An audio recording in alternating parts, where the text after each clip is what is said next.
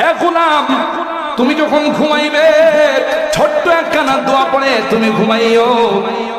ওই রাত্রে যদি তুমি ঘুমন্ত অবস্থায় মারা যাও, আর যদি তোমার দেহের মধ্যে রূহটা ফেরত না আসে, আর এই দোয়া পড়ে সুন্নাত তরিকায় যদি তুমি ঘুমাই যাও, পয়গম্বর বলেন মুত্তা আলাল ফিতরা, সাথে সাথে তোমার গায়ে লেখা হয়ে যাবে মেড ইন জান্নাত।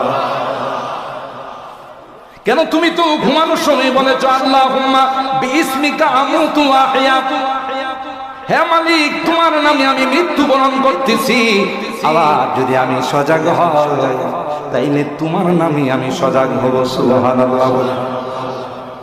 যেই মানুষটা নিজেকে আল্লাহর কাছে সঁপে দিয়েছে, সে যদি মারা যায় তাইলে কি জান্নাতি না জাহান্নামী?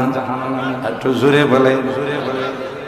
যদি তোমার রূহটা ফেরত আসে তাইলে ঘুম থেকে উঠার পর যেহেতু তুমি মরে গেছিলে, দ্বিতীয়বার আল্লাহ তোমাকে জিন্দেগি দান করছেন, এই জন্য প্রথম শব্দটাই হবে আলহামদুলিল্লাহ ইল্লাযী, আলহামদুলিল্লাহ ইল্লাযী। মালিক তোমার সমস্ত প্রশংসা, আল্লাযী আহয়ানা বাদামা আমাতানা ওয়া ইলাইহিন নুশুর। আমি মরে গিয়েছিলাম, আরেকটা জিন্দেগিতে চলে গিয়েছিলাম, তুমি দয়া করে আমাকে জিন্দা করছো গো, তাই সমস্ত প্রশংসা তোমার।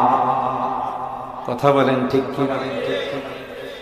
আর হায় আল্লাহ পাক রব্বুল আলামিন বলেন সব আমার প্রশংসা করে, আমি শুধু তোমাদের কাছ থেকে 5 ওয়াক্ত নামাজের মধ্যে 20 মিনিট করে সময় চাই। 24 ঘন্টার মধ্যে আমি আল্লাহ বলছি মাত্র 1.5 থেকে 2 ঘন্টা আমার জন্য বরাদ্দ, বাকিটা তুই দোকানে থাক, অফিসে থাক, শিক্ষার মধ্যে থাক, নো প্রবলেম। আল্লাহ ডাক দেয়া কই বান্দা, যেই সময়টা আসর দুনিয়ার কাজে কাটাইছো, যদি নামাজ পড়ো রে আমার হুকুম মানো, তাহলে আমি আল্লাহ ওই সময়টাও ইবাদতের মধ্যে লিখে